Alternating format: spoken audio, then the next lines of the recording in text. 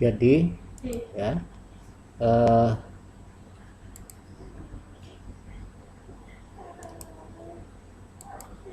jadi konsumsi ya merupakan sumber daya yang ada untuk mendapatkan kepuasan atau utility. Jadi tadi ini pendapatan sama dengan tabungan ditambah dengan konsumsi, atau konsumsi sama dengan pendapatan dikurangi saving, atau saving sama dengan pendapatan dikurangi dengan konsumsi. Nah, saving sama dengan investasi. Sedangkan investasi, kita berbicara mengenai penundaan konsumsi sekarang untuk dimasukkan ke dalam aktiva produktif selama periode waktu tertentu.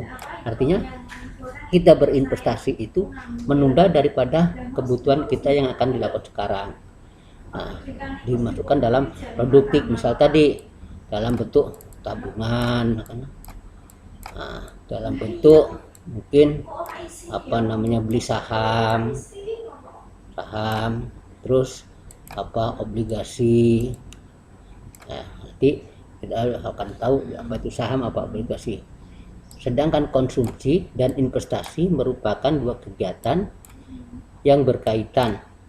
Penundaan konsumsi sekarang atau dengan KO sekarang dapat diartikan sebagai investasi untuk konsumsi di masa yang datang. Jadi kalau kita investasi ini kan sementara kita menunda kebutuhan. Nah, pada waktu tadi di tabungan, pada waktu kita butuh ditariklah untuk kebutuhan konsumsi. Nah, sekarang definisi mengenai investasi. Ini menurut pendapat Abdul Halim, investasi hakikatnya merupakan penempatan jumlah dana pada saat ini dengan harapan untuk menoleh keuntungan di masa yang datang. Jadi yang nama investasi itu kita naruh dalam bentuk apapun dengan harapan untuk yang akan datang dia akan memperoleh keuntungan. Investasi beli tanah, harapan harga naik, harga tanah naik, kita memperoleh keuntungan. Investasi kendaraannya untuk sebagai travel, untuk mengangkut penumpang akan memperoleh keuntungan gitu. Dengan pembelian gedung dan harapan gedung bisa dimanfaatkan untuk usaha, mendapatkan harapan dan seterusnya. Jadi investasi itu tadi merupakan menunda kebutuhan untuk konsumsi yang akan datang, itu secara pengertian secara umum atau pengertian secara sederhana. Sedangkan menurut pakar, hakikatnya merupakan penempatan dana untuk memperoleh keuntungan di masa yang akan datang. Dan menurut PSAK, suatu aset yang digunakan perusahaan untuk pertumbuhan kekayaan, accretion of wealth, ya, melalui distribusi hasil investasi seperti bunga, royalti, dan uang sewa. Jadi artinya dia untuk pertumbuhan. Kemudian kalau uang ditaruh di obligasi akan memperoleh bunga, uang taruh dengan tabungan dapat bunga, taruh di deposito dapat bunga. Nah, untuk belikan rumah dapat bunga, kan gitu. Nah, kalau untuk beli saham nanti dapat potongan royalti dan sebagainya. Nah, ini sebagai analisis investasi. Tadi Bapak katakan bahwa produksi atau income, income ini terbagi untuk konsumsi sekarang, ya, sekarang dan konsumsi mendatang. Konsumsi mendatang ini artinya berbentuk investasi. Dengan investasi akan meninggalkan nilai guna, ya, meningkatkan nilai guna, ya, nilai tambah untuk puasan. Ya. Jadi untuk memenuhi kebutuhan yang akan datang dengan puas. Kalau dananya dihabiskan untuk kebutuhan sekarang, untuk yang akan datang tidak akan untuk yang akan datang kita akan kesulitan. Nah, ini tadi gambarkan bahwa hubungan antar konsumsi sekarang dan utility. Jadi misalkan di sini konsumsi ditunda kan gitu ya. Nah, sehingga nanti pada masanya dia untuk kebutuhan yang akan datang dia bisa terpenuhi. Nah, ini hubungan investasi dan penundaan konsumsi. Nah, jadi kalau tadi kalau ini kebutuhan ya, ini kebutuhan, ini investasi. Semakin tinggi investasinya dengan akan semakin tinggi ya, gitu. Tujuan daripada berinvestasi ya, tujuan daripada investasi untuk mencapai efektivitas dan efisiensi dalam suatu keputusan ya, ini terciptanya keberlanjutan ya.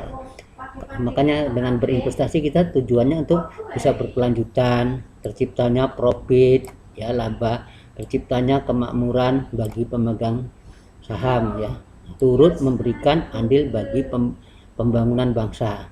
Kenapa? Nah, ini kalau timbul pertanyaan, kenapa salah satu tujuan investasi itu dapat turut membantu andil ya. Kalau saudara punya uang 500 juta diinvestasikan, investasinya dalam bentuk apa?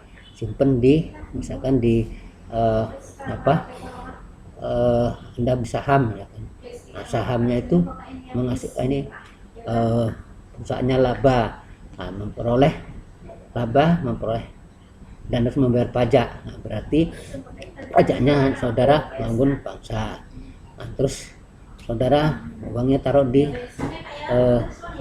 bank oleh bank digunakan untuk pemberian kredit, pembiayaan pada perusahaan lain menguntungkan, berarti saudara membantu perusahaan. Jadi kalau misalkan ada pertanyaan apa yang saudara ketahui tentang ya salah satu tujuan dari investasi itu turut memberikan andil bagi pembangunan bangsa. Nah, saudara dapat menjelaskan sesuai dengan seluas-luasnya. Sementara bentuk-bentuk investasi ya, bentuk-bentuk investasi ini ya, bentuk-bentuk investasi ada yang nyata ya. Nyata itu secara umum libat aset berwujud seperti tanah ya, mesin, pabrik. Nah, jadi beli tanah, dibangun rumah untuk jadikan rumah kos, itu investasi yang nyata berlanjut. Beli mesin untuk mengelola produksi bahan ruang, kemudian investasi misalkan pembelian mesin untuk penggilingan padi. Nah, yang padi menghasilkan beras dengan pabrik ya, gitu. Nah, investasi keuangan ya, financial investment, yaitu yang melibatkan kontrak tertulis seperti saham, baik itu saham biasa ya maupun saham preferred ya, dan obligasi.